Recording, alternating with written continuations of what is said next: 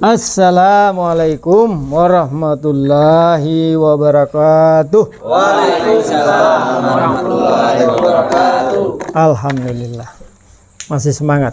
Semangat. Jam ini kalau dulu kita ini jam segini masih pagi. Walaupun bini udah teriak-teriak gitu. Apalagi sekarang udah berapa kali tuh di WA bini tuh kapan pulang. Kawan-kawan, saudara-saudara sekalian ya, kawan seperjuangan, para buruh, ya kan. Jadi buruh itu pekerjaan paling mulia di muka bumi, karena orang yang paling pertama masuk surga itu bukan orang kaya, bukan pejabat, tapi orang-orang seperti kalian lah. Karena dihisapnya paling duluan dan cepat. Gak tahu manajemen malaikatnya kenapa bisa begitu, ya tanya sama malaikat. Nah, itu ada dalam Al-Quran. Jadi semua sejarah peradaban di muka bumi ini itu selalu dimulai dari, kalau saya sering menggunakan kata dialektika ya, tesis antitesis antara si kaya si miskin, penguasa dan yang terjajah. Itu begitu. Anda juga semua harus tahu bahwa yang pertama memelopori perlawanan di bumi Indonesia ini setelah era Pangeran Diponegoro itu adalah kaum buruh. Jadi buruh itu alat perjuangan. Tokoh bangsa ini, guru para bangsa ini, pendiri bangsa ini, Hos Cokroaminoto itu tokoh buruh. Semaun itu tokoh buruh. Suryo Pranoto, saudaranya, kakaknya Ki Hajar Dewantoro itu tokoh buruh. Siapa lagi? Agus Salim, ya, kiai, tokoh agama, itu juga tokoh buruh. Nah, kenapa buruh dulu berontak? Ya kan? Kenapa para pendiri negara ini dulu itu menjadikan buruh sebagai basis perjuangan untuk merdeka? Ya kan? Karena dia melihat cerminan rakyat miskin bangsa ini itu ada sama buruh ketika itu. Jadi dulu itu buruh digaji 8 sen. 8 sen itu kalau menurut Profesor Walker, sahabatnya Soekarno, itu hanya bisa hidup sampai 2 minggu. Kurang dari itu.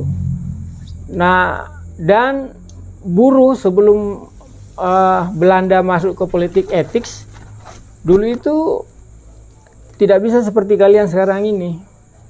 Jadi dia harus menurut budak, dianggap budak. Jadi dia tidak bisa protes, dia bisa seenaknya saja. Nah, makanya Bung Karno itu kan tagline-nya Marhain, masyarakat kaum tertindas, ya, orang-orang miskin. Kalau saya istilahkan Marhain itu masa rakyat hidup prihatin. Ya kayak Anda inilah, 2 juta berapa? 9.000. Hah? 2.900.000. 2 juta, kurang ajar itu. Kok dikasih 9.000 gitu? Ngejek. Itu ngejek itu. Dilebihin 9.000 untuk potongan ATM-nya. Padahal Anda harus tahu ya, harga sepatu naik itu ada yang harga 5 juta ya. Bayangin. Anda buat sepatu, umpamanya Wardana buat sepatu 1 hari bisa berapa itu yang 5 juta itu? Bisa 10 enggak? Hah? Bisa lebih kan? Kali aja itu berapa puluh juta itu dari tangan Anda 1 orang. Terus Anda digaji 2 juta 9.000. Luar biasa. Jadi begini. Kaum buruh sejak dulu, ini ajaran orang-orang tua kita dulu ya. Sejak dari host, jangan pernah percaya dengan penguasa atau pengusaha di mana Anda tempat bekerja. Ya kan? Bergaining Anda itu terhadap mereka sehingga mereka mau gaji, sehingga mereka mau naikkan gaji, itu karena Anda bersatu mau unjuk rasa. Mau unjuk rasa. Kalau Anda tidak ada unjuk rasa atau tidak ada mogok, itu kan yang paling ditakuti pengusaha. Anda nggak dianggap, nggak dianggap. Karena keadilan itu bukan hal gratis, atau hak yang Anda dapatkan itu bukan hal gratis, itu harus diperjuangkan. Kalau Anda tidak perjuangkan, tidak ada yang mau beri keadilan itu. Anda rasakan sekarang tuh betapa sulitnya. 2.900.000 kalau Anda tetap diam sampai 2 tahun ke depan masih 2 juta.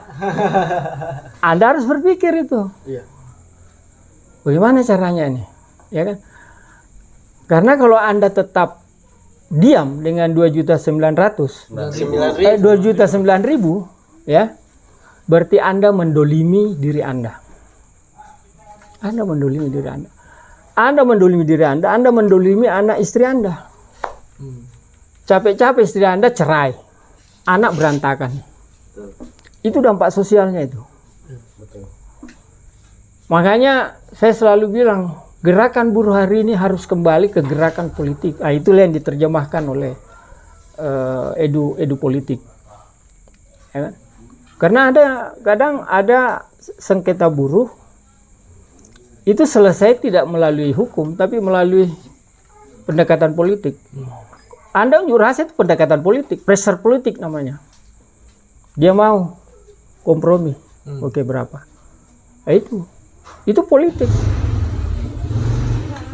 Itu politik. Jadi bukan karena diatur undang-undang, tapi itu memang suatu bentuk penghargaan terhadap zon politikut, karena manusia itu manusia berpolitik.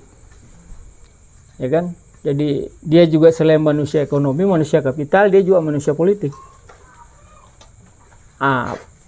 Prestasi seseorang yang tertinggi itu prestasi politik. Makanya orang berebut mau jadi presiden. Berebut orang paling kaya di muka bumi juga berebut mau jadi presiden. Karena itu prestasi tertinggi seorang manusia. Jadi begitu. Jadi Anda harus tahu bahwa supaya Anda itu tahu siapa diri Anda. Bahwa Indonesia merdeka ini awalnya itu dimulai dari dialektika buruh yang bergolak melawan pengusaha POC. Politik etis Belanda itu lahir juga dari itu. Karena Agus Salim datang ke Inggris pidato tentang harga nilai 8 sen tadi itu.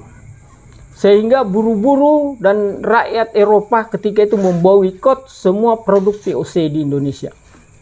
Tidak mau beli. Nah, terdesak. Itu pendekatan politik. Makanya Anda harus tahu politik. Tidak bisa WA itu digunakan untuk itu. Makanya saya pernah bilang sama Daeng, Anda berapa ini? Kalau TPA-nya Anda berapa? PPA-nya? 3 PPA. Totalnya berapa? Totalnya sekitar 2.200. Sejak malam ini kau perintahkan sama semua PPA itu, semua punya medsos, minimal Facebook. Bisa bayangin kalau 3.000 tiap hari ngoceh, itu telinganya Menkominfo itu ini kok, PPM ini 3.000. Video ini muncul, Anda komentari semua, tidak usahlah 3.000 komentari, cukup 2.000 atau 1.000 orang yang komentari, itu baru satu PPA. Kalau seluruh Indonesia. Karena yang kita lawan hari ini, ya kan, ada kekuatan media sosial, yang diciptakan juga oleh penguasa, pengusaha untuk membela dirinya masing-masing. Penguasa juga menciptakan buzzer untuk membela bahwa kami benar, ya kan? pengusaha juga begitu. Ya, Anda ya rakyat Indonesia, karena buruh itu adalah cerminan dari wajah rakyat Indonesia secara keseluruhan. Tahu nggak berapa orang yang miskin di muka bumi ini, di Republik Indonesia, yang menikmati kemerdekaan ini hanya berapa persen? Anda kan belum merdeka secara ekonomi. Jadi sebenarnya Anda dijajah oleh bangsanya sendiri. Itu yang dibilang Bung Karno, bahwa suatu saat nanti bangsaku akan dijajah oleh bangsanya sendiri. Itulah perlawanan yang paling sulit. Apalagi ketika bangsanya, tuan-tuan bangsanya itu bekerja sama dengan kaum kapital. Itu makin sulit. Ini sekarang ini kita hadapi. Saya hampir sebulan turun ke jalan demo hujan-hujanan sama Daeng. Hasilnya nol. Ya kan? Ayo dengar. Anda harusnya nggak undang-undang Omnibus Law itu juga memberikan ruang yang begitu luas kepada tenaga kerja asing. Itu coba buka itu pasal 40 ke bawah itu. Ada berapa par. Jadi nanti manajemen Anda itu bisa orang Cina atau bisa dari negara mana. Ya kan? Bukan lagi, itu lebih sulit perjuangan Anda nanti itu. Ya. Kalau manajemennya sudah orang bule atau orang Cina. Apalagi kalau pengusaha Cina pasti orang Cina yang ambil dari Cina. Ya. Nah, itu satu. Jadi Anda harus tahu bahwa buruh ini sebagai alat perjuangan bangsa. Kalau Anda tidak usahlah berjuang untuk bangsa merdeka, orang sudah merdeka. Berjuang untuk diri Anda sendiri sajalah. Betul. Nah, itulah yang membuat kita kemarin membuat PPMI tahun 98 Maret. Karena kita melihat ketika itu selama Orde Baru 30 tahun Orde Baru berkuasa, buruh itu dijadikan sebagai alat politik untuk mendukung kekuasaan. Nah, itu yang harus Anda sadari semua. Tidak usah jauh-jauh kan. Kemarin yang tagline saya tentang buruh melawan, ya kan, yang kita turun itu. Kenapa kita ingin mengkritik kawan-kawan kita Federasi Buruh selain PPMI yang mainnya dua kaki. Ya kan? Dan itu kita kecewa dengan pimpinan-pimpinan buruh seperti itu yang dapat uang dari penguasa, ya kan? Kemudian ketika digugat sama anunya, dia pura-pura gugat. Jadi bodoh-bodohin aja. Nah, kamu itu tidak bisa begitu. Karena kita desain, PPM ini kita desain sedikit di atas tingkatan cara berpikir seperti itu. Ya kan? Kalau saya sendiri, saya melihat buruh itu sebagai suatu gerakan politik yang ingin memerdekakan bangsa ini, merdeka secara ekonomi, ya kan? Merdeka sejati, merdeka secara sosial, ya kan? Terwujudnya keadilan sosial bagi seluruh rakyat Indonesia. Gitu. Itu buruh tani, buruh pabrik, itu kan hanya nama aja. Buruh laut, itu yang miskin, itu semua miskin. Dan itu 60% itu adalah, ya kan? Nah, itu yang saya bilang. Jadi ini tidak bisa. Anda tidak bisa diam, ya kan? Makanya gunanya kepengurusan ini, Anda harus menjadi bangga sebagai pengurus buruh gitu loh, dan bersungguh-sungguh karena amanah itu Anda bersungguh-sungguh ikhlas bekerja untuk kemajuan buruh secara keseluruhan. Karena ini PPM ini kan percaya kepada Allah saja. Kita itu kan selalu berdoa salamatan fid din dunia wal akhirah. Allahumma nas'aluka salamatan fid din, kan? Nah, sekecil apapun jabatan Anda sekarang ini sudah dicatat bahwa nanti Mauludin Wardana akan dimintai tanggung jawab apa kerja kamu. Tapi kalau Anda berhasil naikkan upah buruh dengan Anda masih menjabat, la ilaha illallah, Anda ini nanti di akhirat ini rame-rame ini amalnya orang mengalir ke Anda itu. Nah, itu makanya kita ada istilah Allah ridho, itu masuknya itu, ya kan? Bagaimana kita bekerja ikhlas untuk kawan-kawan buruh kita, ya kan? Khususnya pengurus. kemudian kita menularkan kepada buruh-buruh lain itu untuk sejahtera. Karena fungsi daripada pengurus buruh itu, fungsi itu kan itu sebenarnya, ya kan? Kalau Anda baca ADRT itu kan itu sebenarnya. Ya kan, memediasi, membuat perjanjian kerja, mengadvokasi, itu kerja Anda. Dan jadikan itu sebagai suatu tanggung jawab moral bahwa itu pekerjaan mulia. Pekerjaan mulia. Jadi itu yang saya harapkan dari kawan-kawan buruh, ya kan. Kemudian yang ketiga, tadi kita berbicara tentang go politik, go ekonomi, go advokasi. Kenapa itu harus berjalan beriringan, ya kan? Kalau saya istilah saya di Guntur itu, istilah di Porjis itu, advokasi, demonstrasi, diskusi. Ada kan tidak ada diskusi, hanya rapat-rapat aja kan, ya itu aja. Bagus itu, go politik, go ekonomi, ya kan? Karena yang Anda perjuangkan itu kan upah buruh. Tetapi upah buruh itu hanya ekses dari suatu regulasi yang tidak berpihak kepada orang kecil, kepada buruh. Makanya dia harus tahu tentang politik. Nah, ini yang harus Anda sadari, ya kan? Kapan kita harus kompromi, kapan kita harus turun, ya kan? Ada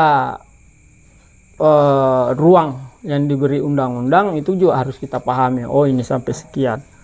Karena kadang undang-undang juga membelenggu kita untuk melakukan sesuatu. Nah, itu kita harus tafsirkan juga. Makanya jadi pengurus PPMI itu harus cerdas, harus banyak baca buku. Kalau Anda nonton medsos, itu sekali-sekali buka Google kayak 1 jam baca, belajar gitu loh, istilah perburuhan, ekonomi. Anda harus update selalu pemahaman Anda, ya kan? Jangan berkutat di grup WA itu yang banyak hoax, ya kan? Jadi buruh PPMI itu harus selangkah lebih maju daripada buruh-buruh lain gitu loh. Buruh-buruh lain, ya kan? Baik dalam tindakan perilakunya sehari-hari di lapangan maupun dalam mission, memperjuangkan mission, ya kan, tujuan buruh. Anda harus sadar bahwa menjadi buruh itu, menjadi pekerja itu adalah suatu pilihan, ya kan, suatu pilihan. Kemudian itu menjadi takdir karena Anda lakoni. Anda tidak bisa lagi berpatokan pada hak yang ditentukan oleh orang lain. Kenapa? Anda punya istri, punya anak, apalagi kalau tinggal sama mertua, itu dihitung juga itu. Kalau itu sudah 2 minggu, 3 minggu habis, biasanya yang pertama marah-marah itu ngomel-ngomel mertua. Nah, jadi itu Anda harus pikirin.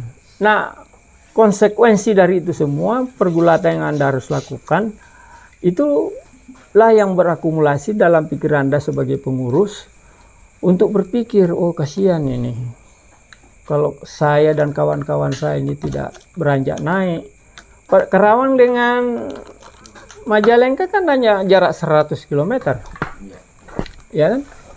Kok perbedaannya jutaan gitu loh. Itu harus Anda pikirin gitu, ya kan? Nah, saya pengen ketua PPAA sekaligus ketua panitia besok ngomong itu depan, kalau ada Pak Bupati siapa saja, aduh Pak, ini bukan karena menjerit kami ini Pak, kalau hanya 2 juta Anda beritahu, dia tahu ya, minimal sama dengan pegawai-pegawai PNS lah. PNS kan sekarang sudah 5 jutaan kan, sudah 5 jutaan. Nah, Anda sampaikan saja, ya kan. Itu Anda bisa lakukan itu kalau Anda mengerti politik, paham. Karena begini, Kalau Anda tidak paham situasi yang Anda hadapi dan situasi perkembangan, Anda tidak punya ukuran untuk melakukan sesuatu. Anda jadi ragu, Anda jadi takut-takut, ya kan? Jadi yang pertama yang Anda harus lawan adalah ketakutan dan kebodohan kita. Ketakutan dan kebodohan kita. Tapi kalau kita tahu semuanya, pasti kita punya keberanian. Karena apa? Anda menjadi sadar dan menjadi tercerahkan gitu loh. Nah, ini yang perlu kita pahami. Ada juga yang perlu kita selain yang saya bilang tadi, Anda harus melek medsos. Bisa bayangin ya, kalau di Jawa Barat ini sekarang berapa ya, Lili? Kita punya buruh sekarang ada berapa? 30.000. Ada 30.000 kan?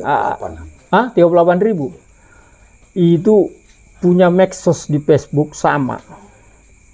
Kemudian itu PPMI, kemudian masuk di PPMI semua. Itu sesuatu kekuatan yang besar. Di Twitter, Anda bisa mengalahkan Buzzer. Soalnya Daeng Wahidi umpamanya buat statement, kemudian Anda komentari kan. Orang tidak tahu bahwa Anda buruh, ya kan. Itu sebagai suara rakyat. Itu luar biasa. Dan itu menjadi trending topik. Kenapa saya bilang? Karena berbeda. Kalau trending topik di Twitter itu menjadi quote and quote. Karena kalau di Facebook atau di YouTube, biar dinonton orang, dia tidak punya semacam semacam warning kepada dunia sosial, karena dia tidak punya hashtag. Kalau dia menjadi trending topik dan menjadi hashtag, itu pemerintah akan menjadi takut. Sini. Terima kasih. Saya istirahat dulu. Sambung. Ya. Kita santai-santai aja lah. Nah, maksud saya datang ke sini bukan mau ngomporin Anda, ngapain? Ya kan, tapi ini saya harus sampaikan sebagai pertanggungjawaban saya kepada Allah Subhanahu wa taala, karena label pendiri ini seumur hidup. Kalau saya tidak sampaikan itu dan Anda, ya saya juga merasa bersyukur setelah sekian bulan saya tidak go PPMI, tiba-tiba ada yang Wahidin datang membujuk-bujuk saya lagi. Akhirnya saya go, kemudian PPMI agak ada perubahan sedikit, alhamdulillah. Saya merasa alhamdulillah ada barokahnya gitu loh. Nah, saya sudah ngajak juga, nantang juga Daeng.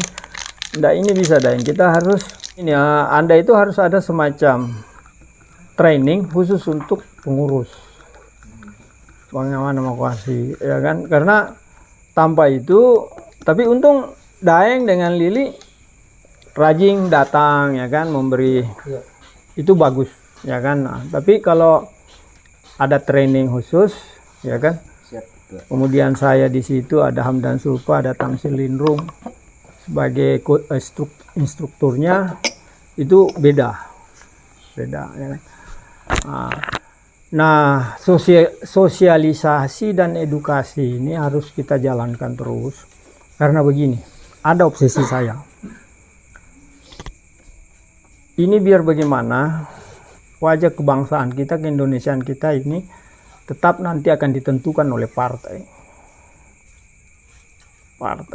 Saya ini dengan beberapa teman, dengan Sri Bintang Pamungkas, Ridwan Saidi, Cak Nung, ya kan, Zulkifli, ya kan, sedang memperjuangkan kembali Undang Dasar 45. Karena dengan perubahan Undang Dasar 45 ini menindas rakyat, termasuk Undang-Undang Omnibus Law itu. Karena apa? Sistem ekonomi kita itu sudah menjadi rupa. Mereka menggunakan istilah demokrasi ekonomi dalam undang dasar itu masuknya sebenarnya itu liberalisasi. Jadi ekonomi diatur oleh pasar. Ini tidak bisa. Ya kan? Kenapa Bung Karno dulu para pendiri negara kita itu menolak demokrasi dan mempertahankan permusyawaratan? Karena dia tahu rakyatnya ini baru merdeka, bego-bego. Kalau 1, 2, 3 orang pengusaha kaya ngumpul bisa begoin puluhan juta orang bego-bego ini yang miskin.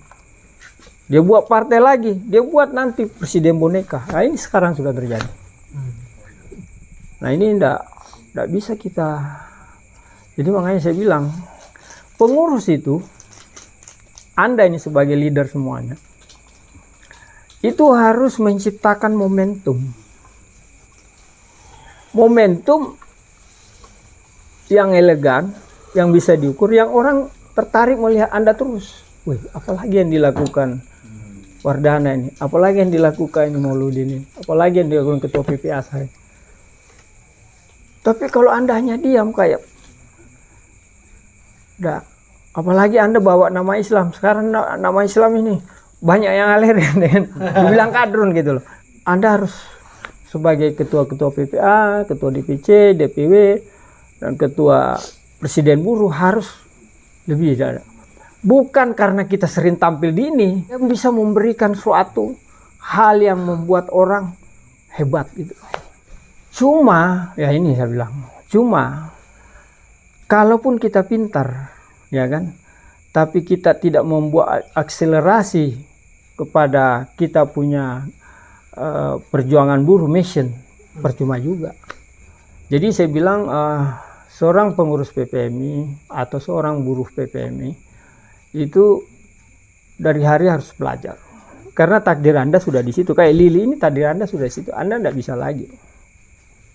Mau Anda gesek kemana, mau Anda, kalau Anda mau memperkaya diri ya suruh istri Anda jualan dagang atau apa gitu. Anda sudah di sini, tidak bisa lagi. Dan Anda mau kemana saja, pasti panggilan nurani Anda itu kembali lagi. Karena begini, orang yang diberi hidayah, karena itu kan level tertinggi dalam agama itu adalah orang yang berjuang, watawasau bil haq, ya kan, watawasau bil haq, watawasau bisyah, itu level tertinggi itu dalam agama itu orang yang paling diberi kemuliaan. Makanya istilah saya itu, yang Anda lakukan ini adalah jalan-jalan kenabian. Karena yang mau melakukan ini hanya nabi-nabi. Dan yang mau melakukan seperti ini, berapa ribu buruh di Majalengka ini, hanya sekian orang yang malam ini. Itu ada ayatnya. Wal takum minkum ummatu yad'una ilal khair wa ya'muruna bil ma'ruf wa yanhauna 'anil munkar. Ya kan? Hendaklah ada segolongan orang-orang yang menyeru kepada kebaikan dan melawan kemungkaran. Anda ini orang-orang itu dalam pengertian konteks yang lain, karena Anda memperjuangkan kebaikan orang lain, ya kan? Anda memperjuangkan kebaikan orang lain, bahwa buruh adalah buruh yang berjuang. Karena Anda ada di level perjuangan. Anda bukan pemodal, Anda bukan penguasa. Nah, makanya saya bilang kenapa buruh itu perlu masa aksi yang banyak. Karena bargaining position politik kita itu di masa aksinya. Nah, Anda kalau sampai kepada tingkat itu, berarti Anda sudah mengangkat citra buruh itu yang tertinggi di atas segala-galanya gitu. Berarti Anda sudah, karena membuat partai ini kan bukan pekerjaan besar ya, bukan pekerjaan ringan.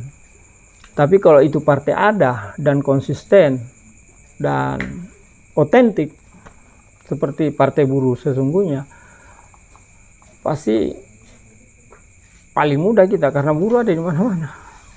Kalau siapa sih bilang, si Mira bilang buruh itu ada kurang lebih 100 berapa juta dia bilang kemarin itu di Ini hampir di Guntur itu dia bilang kok. 40%. Nah, makanya Kelompok golongan tertinggi. buruh dan itu pemilih semua kan.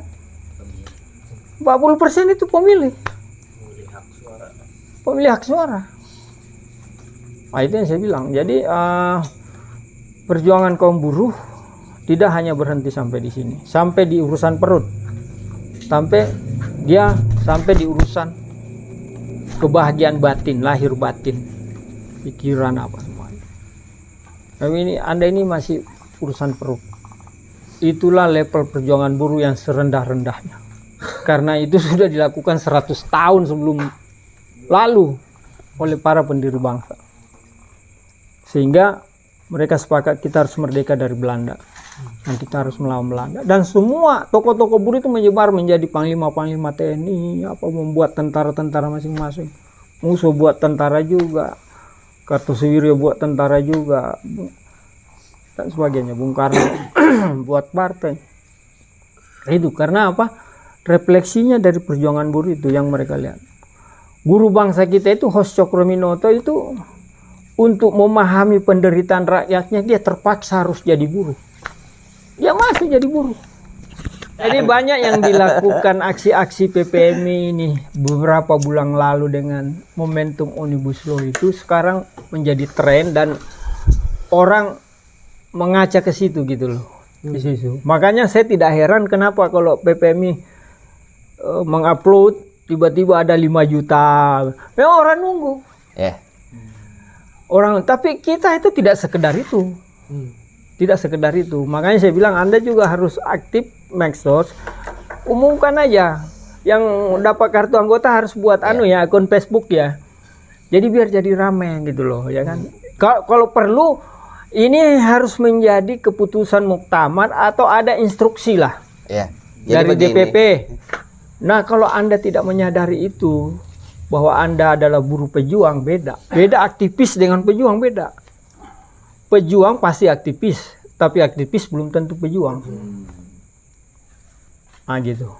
Belum tentu pejuang. Insinyur Sutami itu 8 kali jadi menteri, tapi dia menteri yang paling miskin. Karena dia nggak mau. Ini ada tanggung jawab di akhirat. Nggak mau dia. Agus Salim yang terkenal adalah kemiskinannya. Bukan saya suruh Anda menjadi miskin. Saya suruh Anda untuk jujur, amanah. Tidak, Anda pasti tidak miskin. Anda pasti tidak miskin. Kalau Agus Salim miskin itu ada manajemen yang keliru, ya kan?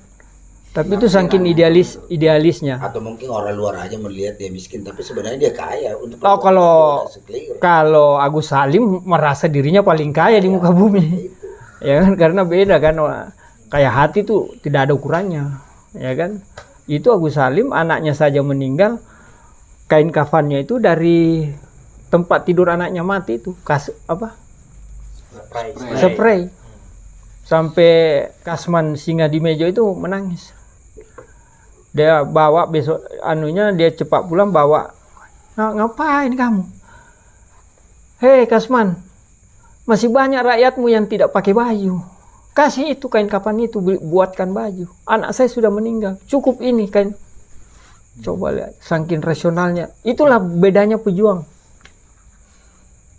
Dia tahu meletakkan akal sehatnya, nurani sehatnya sebagai seorang pejuang gitu loh. Jadi ini yang saya bilang, kawan-kawan buruh kalau memang mau terjun ke situ dan punya cita-cita besar untuk itu, ya Anda memang harus berpikir lebih ekstra dibanding kawan-kawan lain.